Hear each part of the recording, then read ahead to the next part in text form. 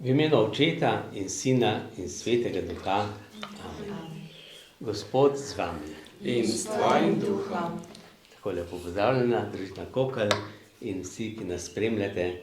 Začeli smo s križem, smo izpovedali vero v Boga, Očeta, Sina, Svetega Duha in zdaj bomo zmolili kesanje, prosili Boga, da nam odpusti naše grehe, naše slabosti, da bomo lahko v čisto srce sprejeli Božjo besedo. Moj Bog, Žal mi je, da sem grešil in žalil tebe, ki si moj najboljši oče. Trdno sklenem, da se bom poboljšal. Pomagaj mi s svojo milostjo. Amen. Tako, zdaj pa prosimo še Svetega Duha, da bi nas razsvetlil, da bomo razumeli to besedo in jo znali v življenju tudi uresničiti. Pa zmolimo Oče naš in zdravo Marijo. Oče naš, ki si v nebesih, posvečeno bodi tvoje ime, pridi k nam tvoje kraljestvo, zgodi se tvoja volja, kakor v nebesih, tako na zemlji. Daj nam danes naš vsakdanji kruh in odpusti nam naše dolge, kakor tudi mi odpuščamo svojim dolžnikom, in ne vpelji nas v skušnjavo, temveč reši nas hudega. Zdrava Marija, milosti polna, Gospod je s teboj, blagoslovljena si med ženami in blagoslovljen je sad tvojega telesa, Jezus. Sveta Marija, Mati Božja, prosi za nas grešnike, zdaj in ob naši smrtni uri. Amen. Slava Očetu in Sinu in Svetemu Duhu, Kakor je bilo v začetku, tako zdaj in vselej in vekomaj. v imenu Očeta in Sina in Svetega Duha. Tako, danes bomo zopet slišali eno zgodbo, ki ni samo zgodba, ampak je predvsem ena priložnost, da se vprašamo, kakšen je naš odnos do Jezusa. Poglejmo, prisluhnimo. Učenci so odšli domov v Galilejo. Peter je bil vznemirjen. Bilo je čudovito, da Jezus živi. Pogrešal pa je nekdanje dni, ko so 12 skupaj z njim potovali po deželi in mu pomagali pri ozdravljanju ljudi. Zdelo se mu je, da je zdaj njegovo življenje brez pravega smisla. Ribe grem loviti, rekel Peter nekega večera. Pridružili so se mu tudi Jakob, Janez in Tomaž. Tudi mi gremo s teboj, so rekli. Odpravili so se dobre volje. Toda ko je noč počasi minevala, so postajali vedno bolj malodušni, kajti ujeli niso nič. Ob zori so se vračali domov. Bilo je prepozno, da bi lahko še kaj ujeli. Na bregu so zagledali moža. Tudi on jih je opazil. Nastavil je roko na usta in zavpil, da se je slišalo daleč preko mirnega jezera. Ste kaj ujeli? Ničesar, so zavpili nazaj. Vrzite mrežo na desno stran čolna, jim je svetoval tujec. Nekaj na njim jih je primoralo, da so ga ubogali. Komaj so vrgli mrežo, že je bila prepolna rib. S težavo so jo izvlekli. Gospodje, je vzkliknil Janez. Peter je takoj skočil iz čolna in zabredel proti obali. Ostali pa so počasi sledili v čolnu. Jezus je na žerjavici pripravljal zajtrk in širil se je prijeten vonj po pečeni ribi. Prinesite mi še rib, je rekel Jezus. Vedel je, da so učenci lačni in bodo veseli dodatnega obroka. Peter je priskočil in jim pomagal potegniti težko mrežo na obalo. Nekdo je začel šteti ribe, ko so mokre drsele iz mreže naprot. Bilo jih je 153. Ob ognju so se ogreli in postali so bolj veseli. Hlastno so jedli kruh in ribe, ki jih je pripravil Jezus. Po zajtrku se je Jezus sprehodil s Petrom ob obali. Peter, ali me ljubiš, ga je tiho vprašal. Petra je postalo sram. Nikakor ni mogel pozabiti, kako je Jezusa zatajil. Gospod, ti veš, da te ljubim, je polglasno zatrdil.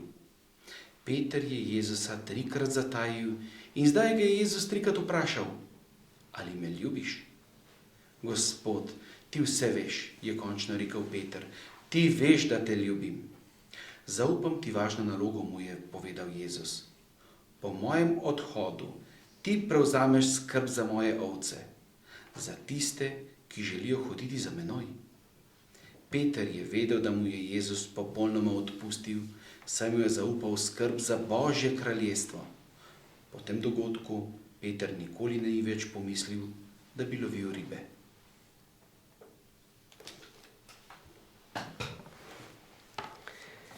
Tako, no, kaj nam po tem odlomku sporoča Jezus oziroma Božja beseda? Peter in apostoli gredo v Galilejo. In v Galileji, tam v domačih krajih, kaj so delali? Lovili ribe. Glede, nekateri ljudje enostavno so zgubljeni, če nič ne delajo. Mora nekaj delati. In tako apostoli niso vedeli, kaj bi delali, prišli so zdaj v domače kraje, Jezusa ni bilo, spet ne, se jim je enkrat tam prikazal, pa tam še drugič, pa tretjič, zdaj spet nič, rekel je, pa naročil naj gredo v Galilejo, da bo se jim tam tudi prikazal. Ampak so ga čakali, pa ni bilo, in potem Peter reče, ja, nič, grem pa ribe loviti. Spet to, kar zna, ne, kar je prej delal. In so še drugi učenci rekli, ja, gremo še mi s tabo, ne, kaj počemo. In kdaj se lovijo ribe? Po noči. Po noči, ne. Tako so tudi takrat šli, zvečer so šli lepo na jezero s čolnom in lovili, in koliko so jeli? Nič, to ni bilo prvič, ampak enkrat, recimo, ko je bilo ravno tako, jih je Jezus poklical in takrat je pravzaprav Petra poklical. Peter, ne, hodi za menoj. In Peter je šel in zdaj je že minilo verjetno 3 leta od takrat. No in zdaj spet niso nič ujeli. Se pravi, nič ujeti, kaj to pomeni? Ja, da si lačen. Ja, pomeni, da je en neuspeh. Neuspeh, ne, posebno za izkušene ribiče, ne, je to neuspeh. In neuspeh je razlog za žalost, za razočaranje, ampak včasih je pa to tudi razlog za nekaj novega. Da se takrat pa človek nekaj doživi, pa torej odloči za nekaj drugače, ali pa reče, ja, to je življenje. Tudi neuspeh je življenje, ni življenje samo iz uspehov, ne?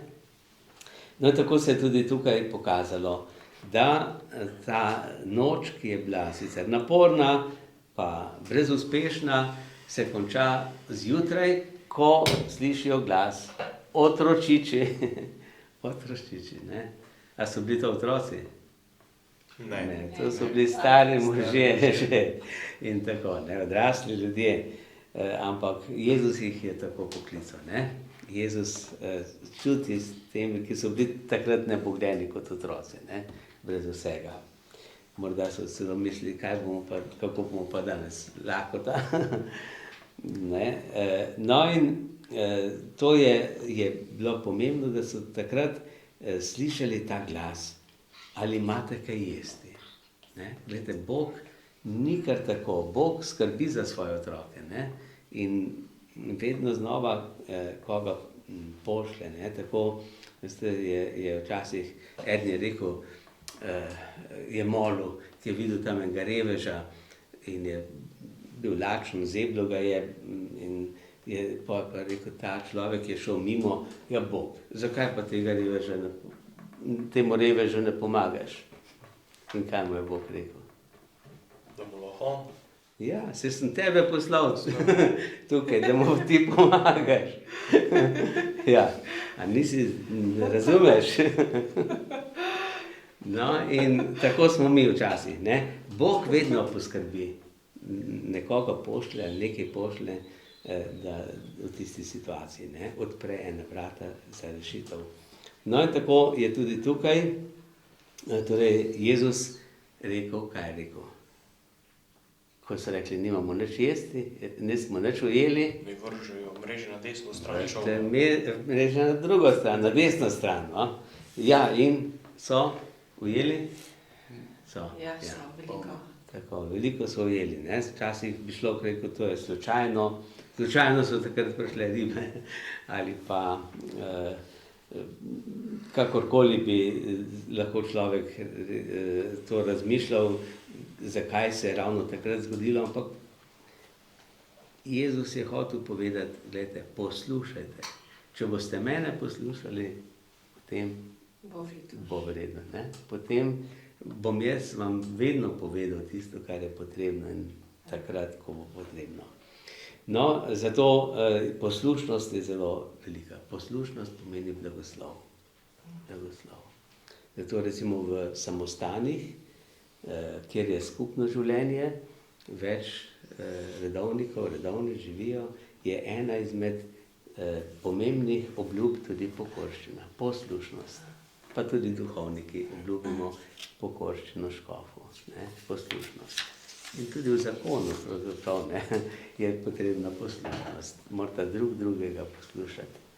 In tudi otroci, kaj? Poslušati starše in ubogati starše. Ne? Ja, poslušnost pomeni blagoslov, pomeni potem božjo pomoč, božji poseg. Ne? No in potem pride pa do tistega odločilnega srečanja med Petrom in Jezusom. Peter pa Jezus. Velikokrat sta bila skupaj, se pogovarjala, Peter je poslušal Jezusa in tako se čudil vse, kaj je Jezus delal, govoril, napovedoval, ampak vmes je prišlo pa do enega mehkega konflikta, ne? Takrat, ko je pri zadnji večeri obljubljal, jaz te pa ne bom zatajil. In Jezus mu je rekel, predno bo petelje zapel, me boš trikrat zatajal. To pomeni, zakaj trikrat? Prvič mogoče rečeš, to slučajno, ne? Če drugič, je že malo, ne? Že malo pomisliš. Če pa še enkrat narediš isto stvar, potem pa pomeni, da ti ta stvar ne pomeni veliko, ne?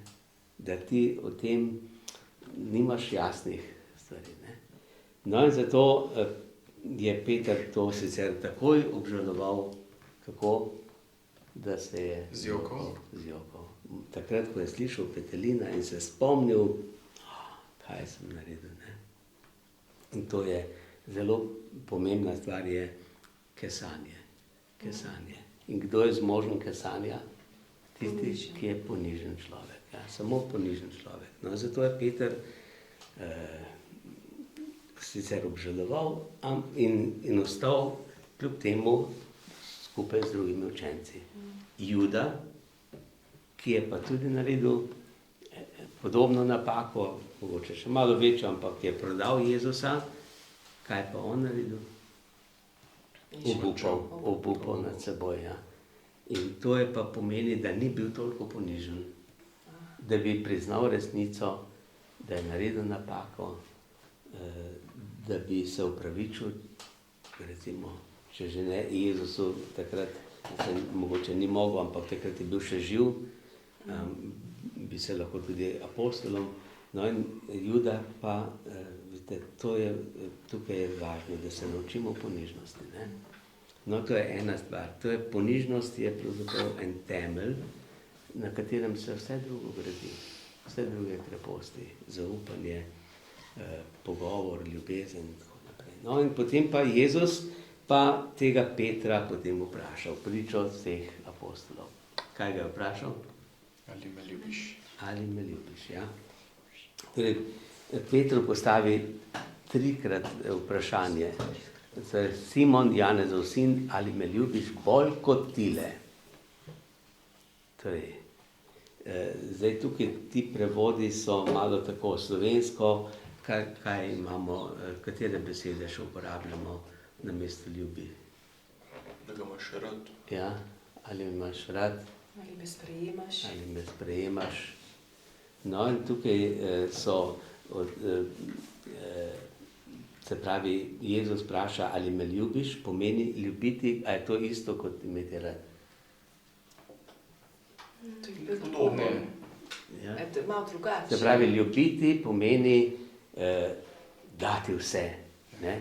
Dati vse, nekomu dati, nekoga sprejeti, takšnega kot je. Ne? Ljubezen pomeni popolno darovanje. Rad imeti je pa, imamo radi, Ljudje všečni. ja, tako, imamo radi tudi druge stvari, imamo radi glasbo, šport, denar, Torte. sladkarije in tako naprej, ne, dobro hrano. Ta rad bolj tako na prijateljskem odnosu. Tudi prijateljstvo, ne, imamo se radi, smo prijatelji, ljubezen je pa samo do tistega, ki ga imaš res rad, ki si mu pripravljen vse dati, ne. Zato Jezus vpraša, ali me imaš rad? Ja, ne. Zato Peter takoj reče, ja, seveda te imam rad, ti veš, da te imam rad, ne? Jasno, ne? Tudi če sem te zatajal. In potem ga še enkrat vpraša, ali me imaš res rad? In Peter odgovori še enkrat, da, Gospod, ti veš, da te imam rad, ti veš, da bi te imel rad. Pa tudi, če mi zmeri ne uspe, ampak vseeno, ne.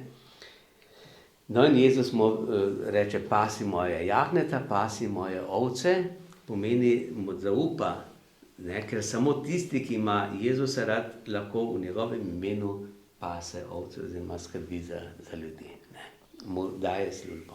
No in potem ga torej tretjič vpraša, ali me ljubiš, ne, se pravi, zdaj pa mu reče, glej, če bi me imel rad, recimo, me ne bi zatajil, ne bi zdaj tlele se vrnil nazaj v stari poklic, bi pričakoval, kje bi me iskal, kje se bova srečala, no, recimo.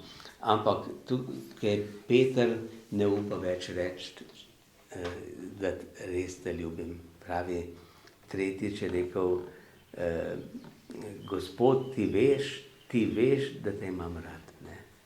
Ti veš. Nisem sposoben dati svojega življenja zate. Ampak, če mi boš pa ti pomagal, pa bom, ne? No in zato mu potem Jezus še enkrat pove, glej, pasi moje ovce. Se pravi, boš ti pastir, boš voditelj, tako kot sem ti obljubil, ti si skala, na tej skali bo sedila na cerkev.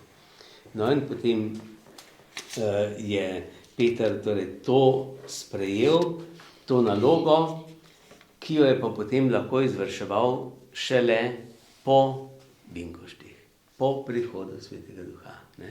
Pravi, tukaj je pa, kdo je Sveti Duh? Tretja Božja oseba. To je Bog, ki lahko rečemo je ljubezen. Ne? Ljubezen med očetom in sinom je Sveti Duh. Ne, in ko prejme apostol Peter Svetega Duha, potem pa gre pogumno oznanjati v Jeruzalemu, gre pogumno oznanjati v Rim in gre pogumno v smrt za Jezusa. Glede, to je ljubezen. Ljubezen pomeni iti do konca, ne? Dati vse, dati se popolnoma. No, tako kot se je Jezus dal, kot je Jezus pri zadnji večeri rekel, ljubite se med seboj, kakor sem vas jaz ljubil, ne? Kakor, ne kar tako ste ljubiti, ampak tako kot jaz. Jezus se je pa dal do konca in tako se je tudi Peter daroval za nas do konca. No in mi bomo zdaj zapeli, Jezus naš je ostal od smrti, razveseli se kristjan. Zato, da nam je Jezus pokazal, kaj nas čaka in da nam tudi nam pošilja svojega Svetega Duha.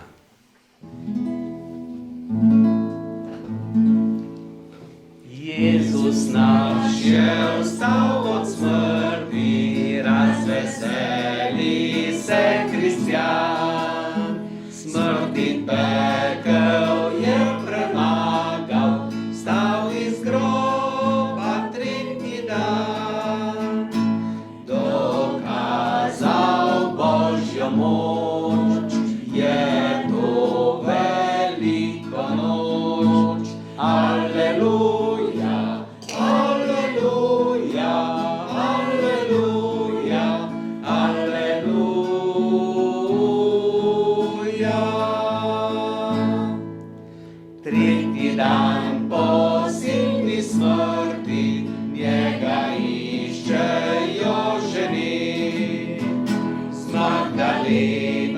v svetem vrtu gledajo zamišljene, le kje bi Jezus bil, ničen in ljubeznil. Alleluja, alleluja, alleluja, alleluja.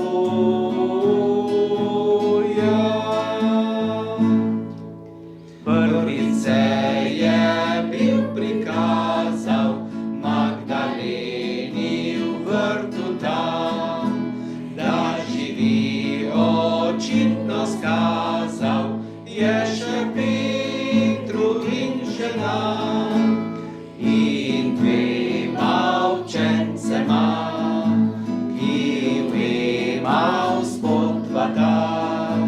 Alleluja, alleluja, alleluja, alleluja.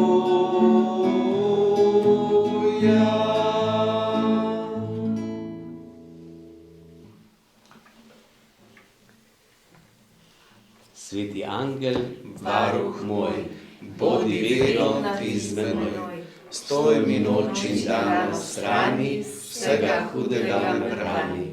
Prav prisrčno prosim te, varuj me in vodi me. Amen.